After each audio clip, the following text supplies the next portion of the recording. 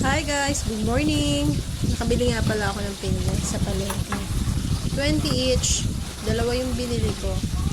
Nung isang araw pa to, pero ngayon na namin kakainin.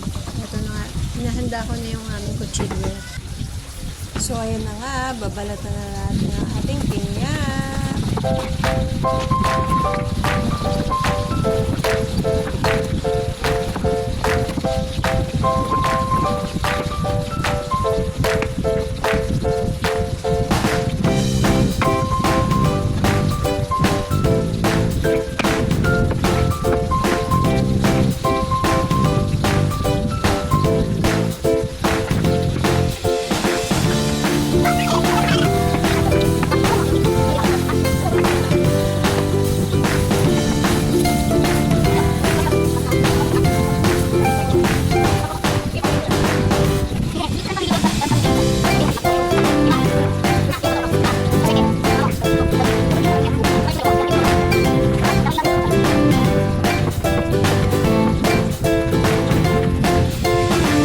A few moments later.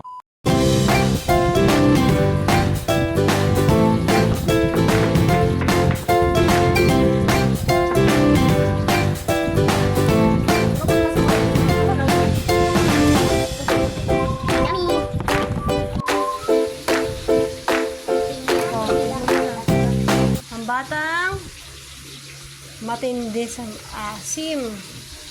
Kaya niya po ang no reaction challenge. Anong lasa? Okay daw. Busy. Pasensya na kayo. Paalam!